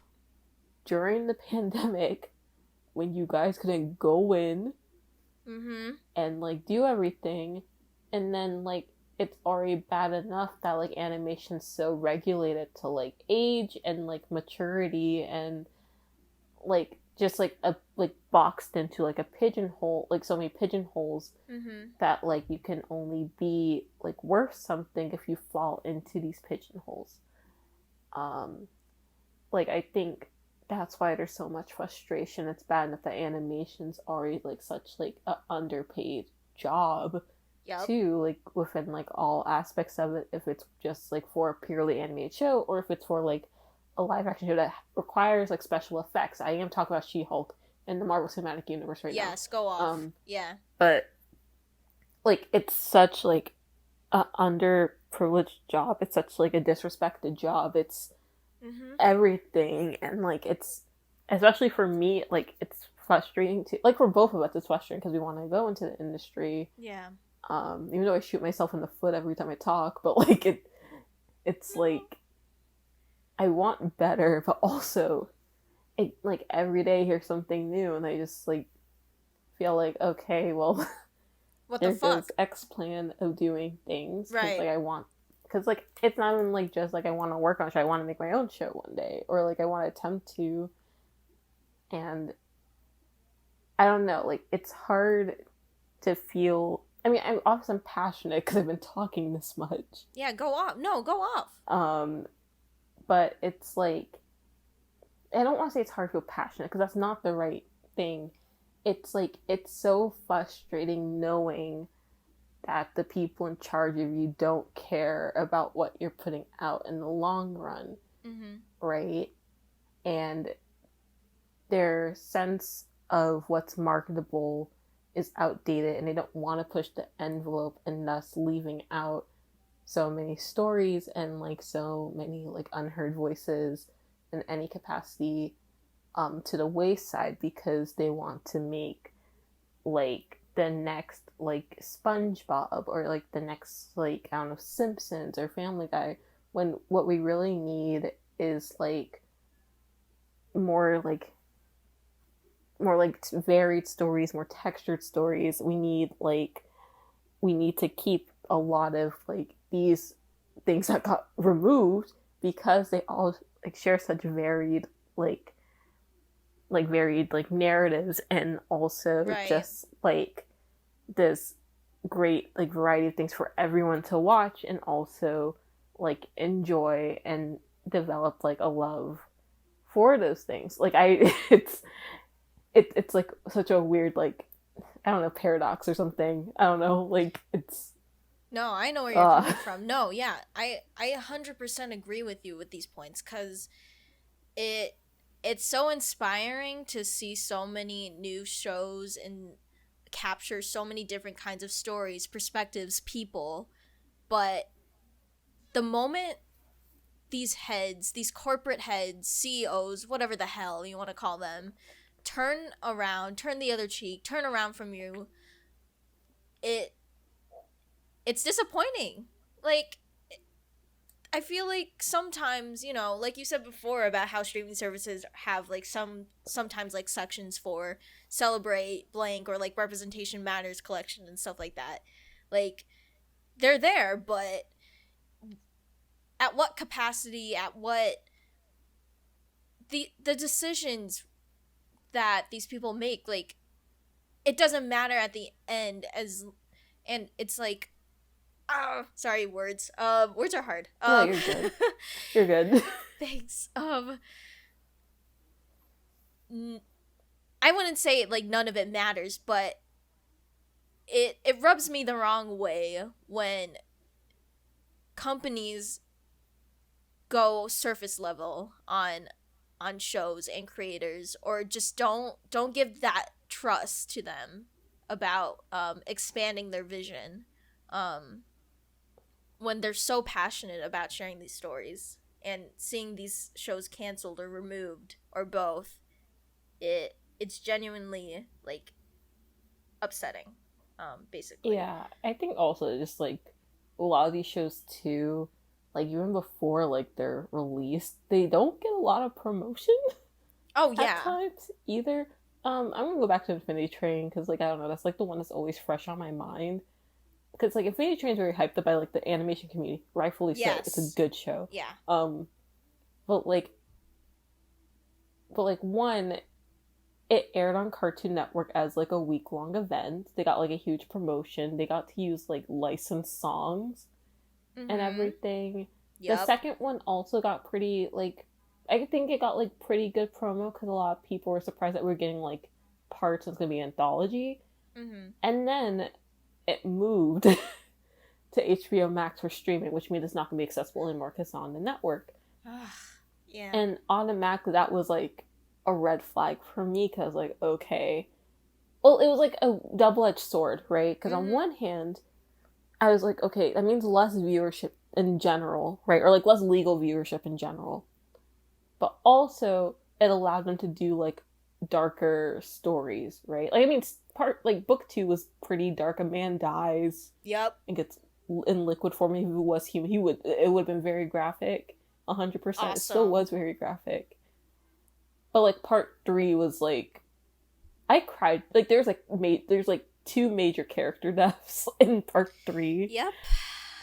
Both of them really messed me up. Oh, same. Yeah, I'm crying thinking about it right now. Actually, my eyes are like tearing up.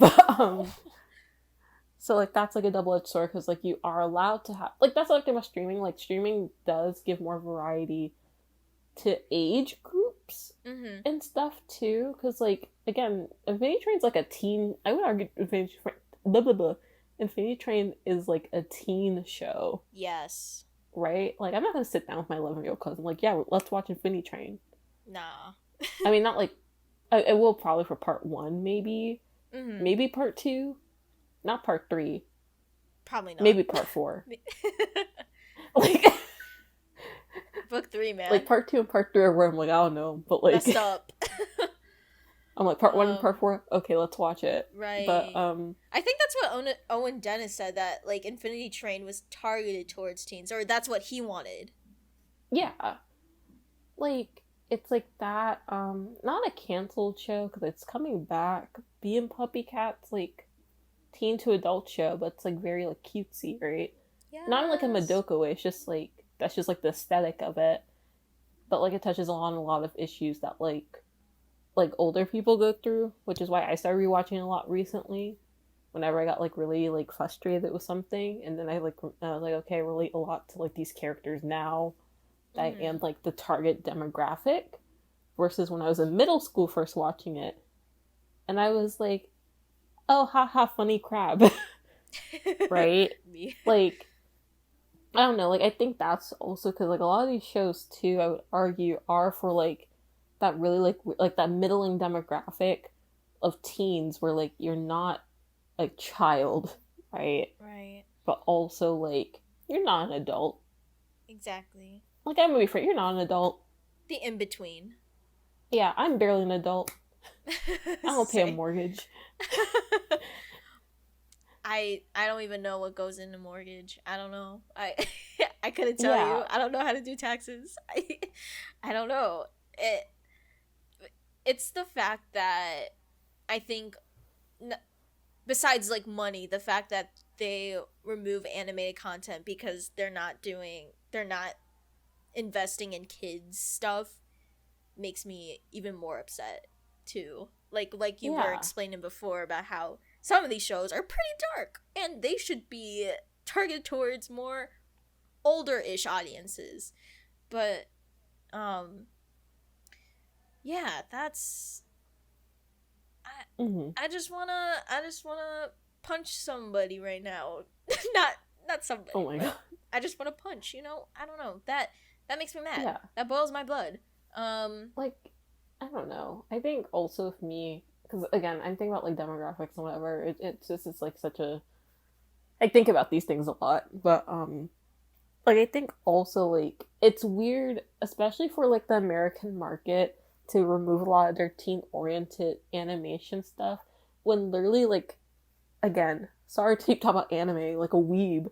No, you're fine. Like there's a reason why like anime kind of got popular because it kind of like caters in that demographic, like it slots in Right.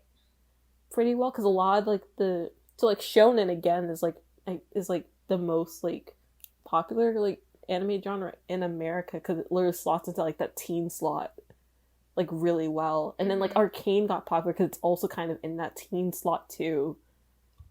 Like Very it's true. I don't know. I think it's interesting that they're purposely like HBO Max, one of the biggest like streaming services for providing like specifically teen content, like teen to adult content, is purposely taking away the content that a lot of Yeah. people pay for the subscription for Right. when they should more so or they should actually be capitalizing off of the fact that they have that demographic. Right. And it's like when the Infinity Train pilot on YouTube, also removed on YouTube, that that show had like a the pilot had about like 5 million views, and I remember like in real time when people were posting about it on Twitter and stuff before like it got greenlit and everything. And Yeah. it where was I going with this? I don't know.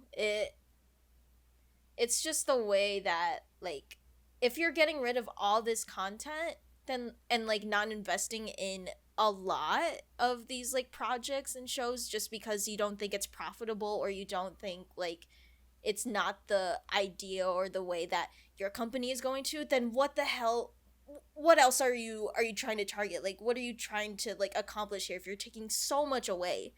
um Yeah, no. I it's just such a confusing move, especially if they're gonna if like what some people saying like they're gonna do like an HBO Max tab and like Discovery Plus or whatever.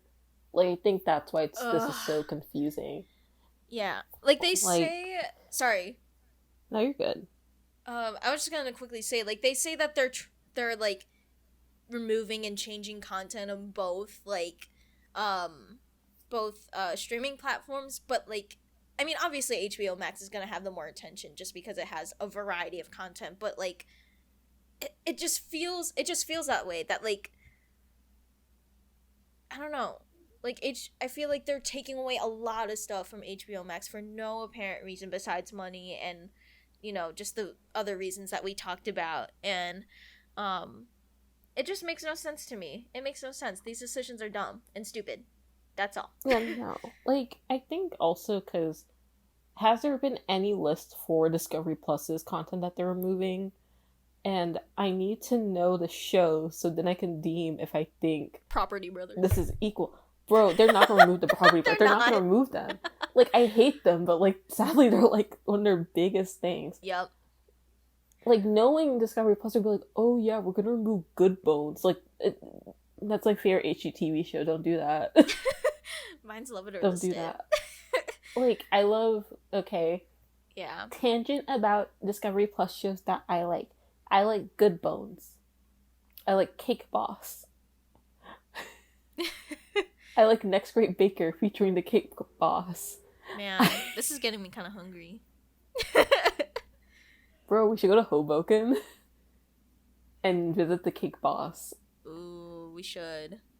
Yeah. Yummy.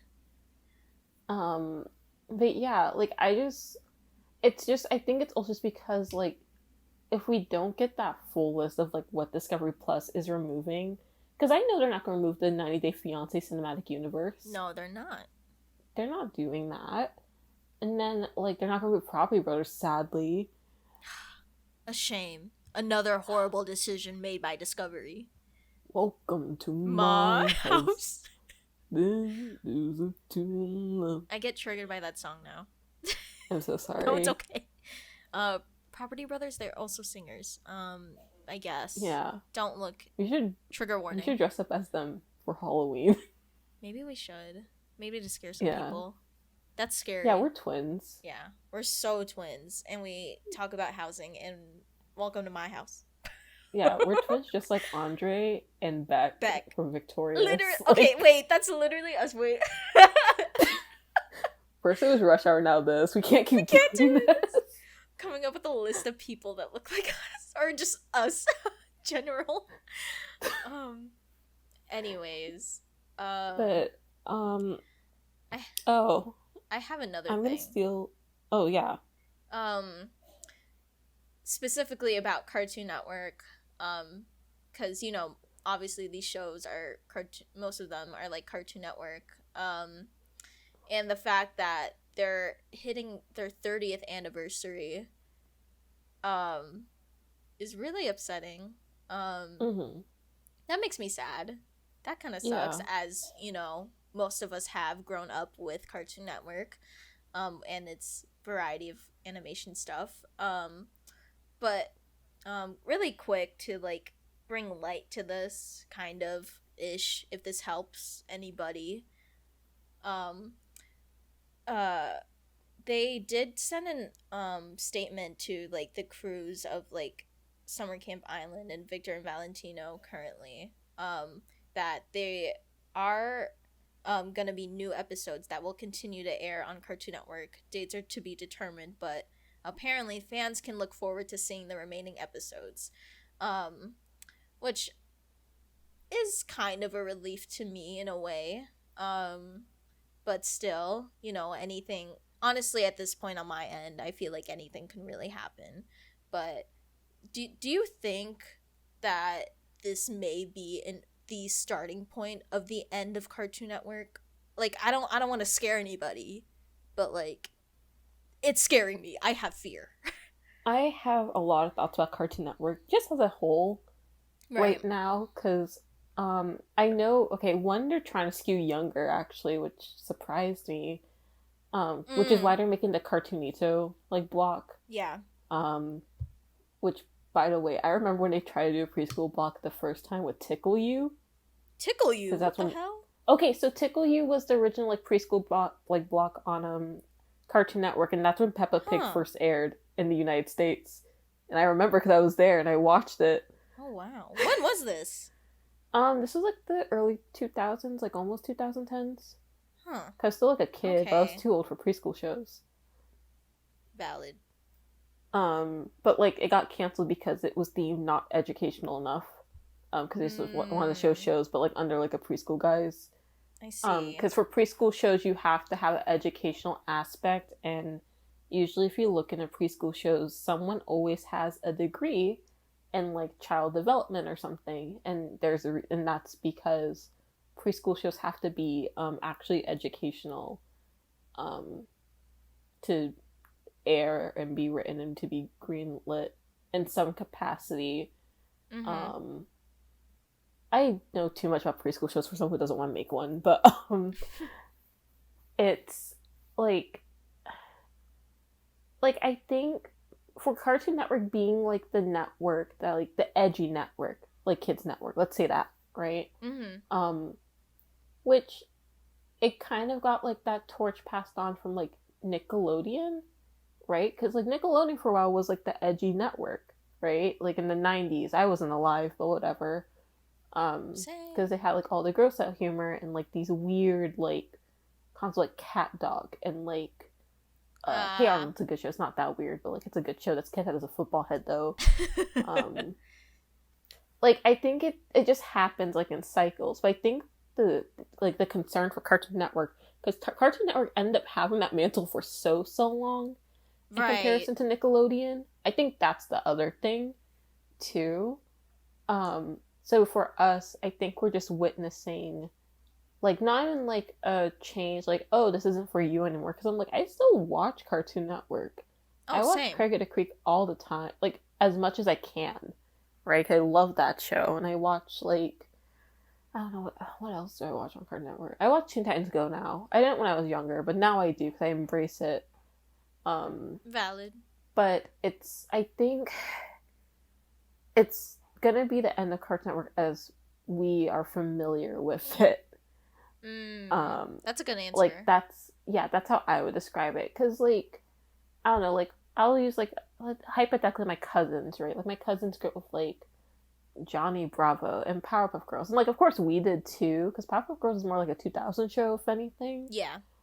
But but like for them, probably when like Adventure Time and stuff came in, that's like like that's when Cartoon Network like changed, or like when CN Real happened. Like that's when Oh people like this is boy. the death of Cartoon Network, right? Right. Um, like stuff like that. So I think with them skewing younger, I don't think it's a I don't want to say it's a bad idea, and I don't want to say it's a good idea. But I think like since they're changing their demographic, like basically 180 wise, because like Mm-hmm. okay, 2010's Cartoon Network, right? They had like a lot of shows that were basically like borderline Adult Swim stuff, right? And like that's the stuff that we watch. So like 16, great show. So good. Check out Total our Drama episode. Island, Check which out our you're obsessed episode. with. Yes. Yeah, we have some episodes about some of these things. Yeah. Like Total Drama Island, you're obsessed with Total Drama Island, right? And I liked the show when it came out. Yeah. Adventure Time, like early seasons, regular show early seasons were like they were like saying things that like you want to hear on like kids TV, like on like Disney for the most part, right? Right. And so that's when like Cartoon Network was like more edgy, right? And then like Yeah. as time went on, they started to soften out a bit. So like what's like I don't like saying soften like edgy to be honest, but like that's the only way I can describe it. Like they're for older, like Robotonomy. I forget the name of the show, but like that show was like basically an Adult Swim show because made by the same people who did like Superjail, had like the same humor and like energy. Same thing with like Symbiotic Titan was like more serious and stuff. And Mm-hmm. then like as the years went on, like you would see like kind of like they lessened like the more borderline swears in like regular show, and then like Adventure Time, even though Adventure Time became more existential, 100%, like Right. kind of like that earlier like cruder humor is like gone too. And then like you start introducing shows like Teen Titans Go still kind of crude.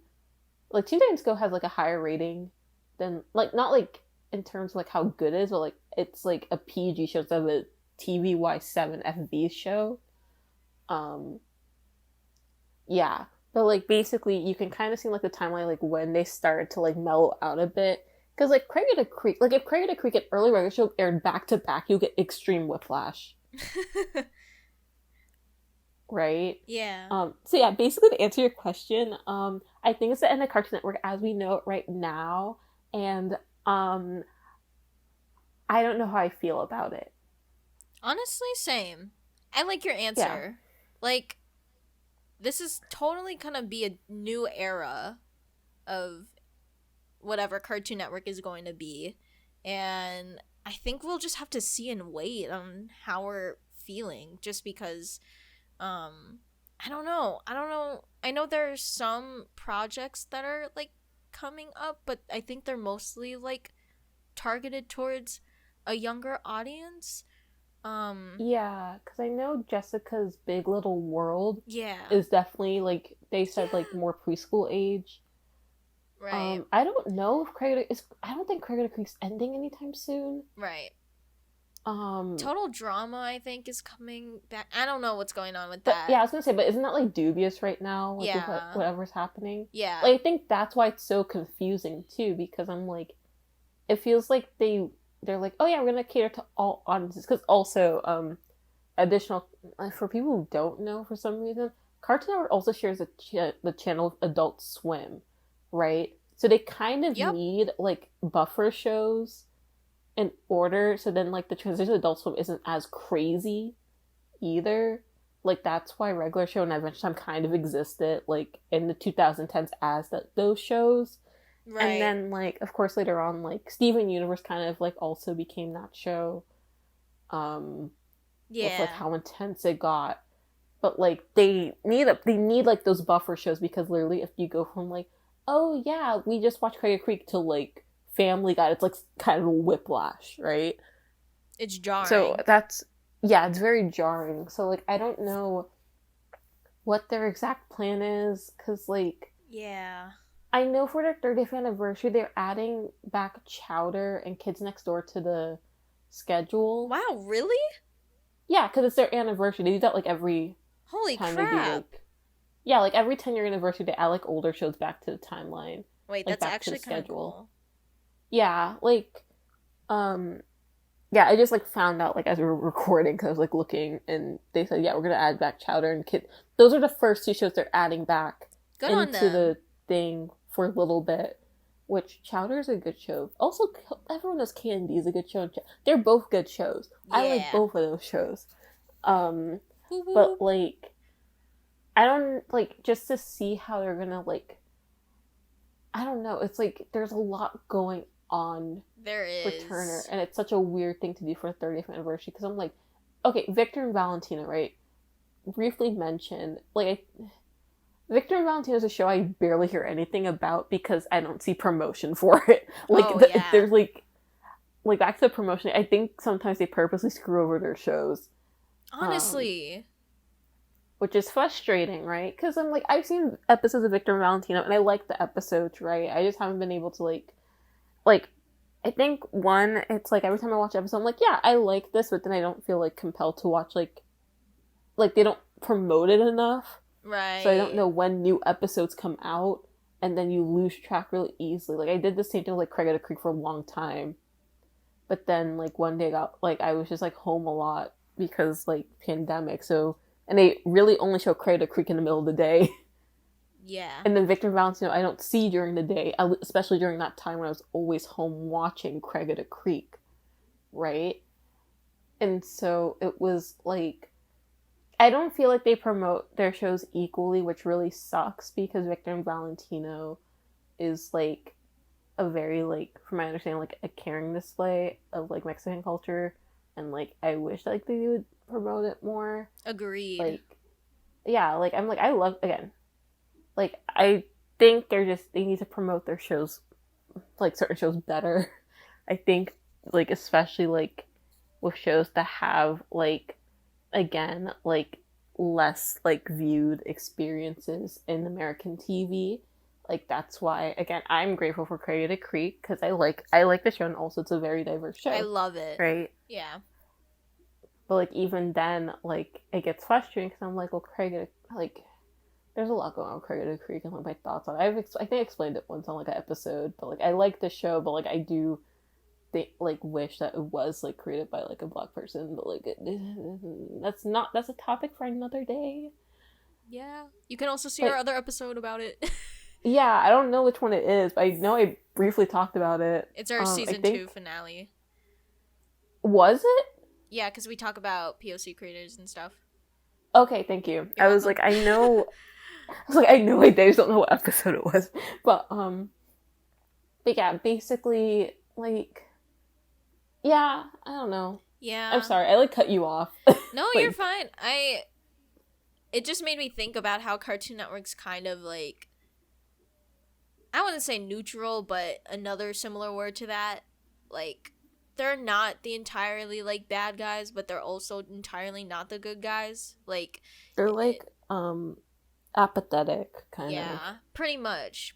Like, it made me think about Owen Dennis's statement about the situation, as he said that like he, from various sources, Cartoon Network was knew about the Warner decision and stuff like that with HBO Max, and then but the thing is that they wanted them to hold that for a week later, so then they have enough time to tell folks about it, including the creators and crew.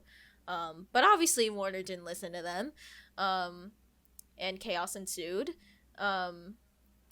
But yeah, they basically like warned them not to do that. Still, even just because They that'll warned the break the brother. trust. What's up? They warned the brother. They warned the brother. They warned the big Yeah. brother. Oh my goodness. So yeah, that's what's been going on. Yeah. Like I don't know, like there's so much Cartoon Network itself can do. Like Right. I don't blame them entirely. Like they're literally like Turner is their boss. That's your grandpa. That's the not the uncle grandpa, but the grandpa. Yeah, they don't deserve to be Uncle Grandpa. No, they don't. Uncle Grandpa will save us all. But yeah, I guess at this point we'll just have to wait and see what's been going on. Yeah. As HBO kind of continued, not HBO specifically, but Warner Bros. Discovery now. They're so cool. Yeah. I hate that name. I hate it too. Like, what does that mean? Warner Brothers Discovery, okay. What are you discovering? Like it gives off Manifest Destiny vibes. I don't know why it does. Honestly, you're not wrong. The Purge. It's happening. Sound like Lewis and Clark. I don't care about this. Gentrification. Yeah. Yeah. We're all agreeing right now. We're here, guys. Yeah. So, do you have any other closing thoughts? I think I just want to quickly note what folks can do at the moment besides sitting and waiting and crying and going through the grieving process. Pirate. You Pirate. didn't hear that from me, though. You didn't hear that from us. Arg. Just, put on a good old pirate hat, maybe a hook or something, and sail the ocean seas if y'all want to. If you want to watch I know your why shows. y'all like that one show on HBO Max, Our Flag Means Death. Yeah, you're so right. Yes. Do what they do. Exactly. Exactly. Be gay, be a pirate. Let's see. Folks, I mean, Owen Dennis kind of said it himself, but as much as we want to say that, like, talking about it on social media and stuff like that would help, and it does give value. I wouldn't argue at that. But just with the current situation, how Infinity Train was treated and stuff like that, that can always be a double-edged sword. But I think, talking about it too helps with the situation. Eventually these corporations will have to listen to us, because this whole situation is getting out of hand and it's not doing so well for a lot of people. And if people can, please support creators and crews right now. They're going through so much. Whatever you can do by supporting them would be so helpful, y'all.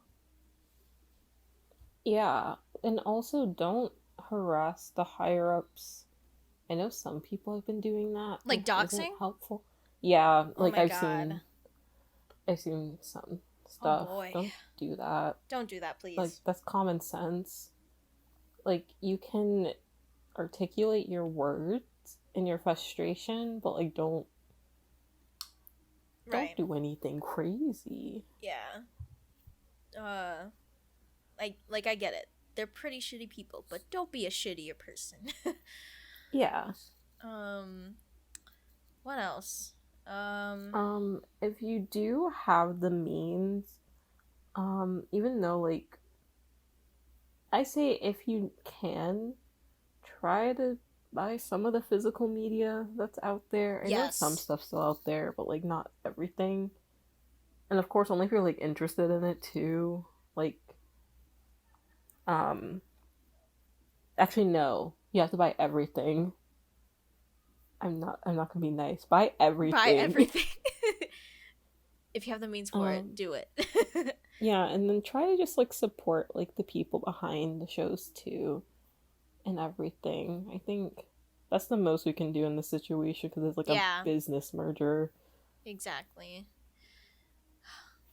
We're with So, y'all in this, so please do. We'll leave links to some good old pirate cruise, some pick crews. some pick like the dress up cruise. games. Yeah, exactly.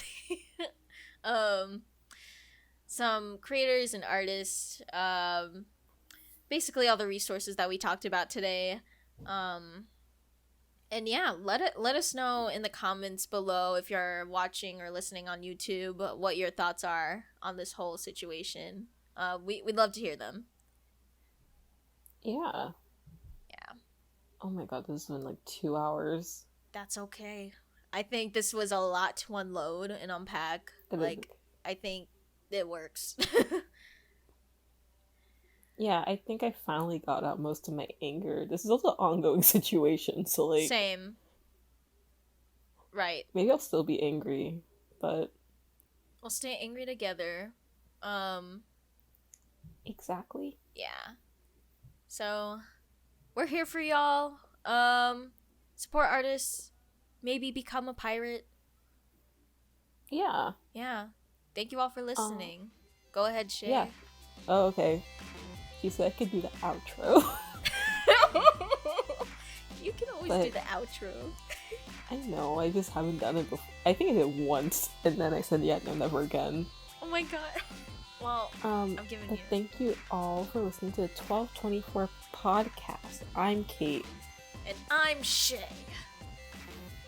And we'll see y'all next time. Bye. Bye!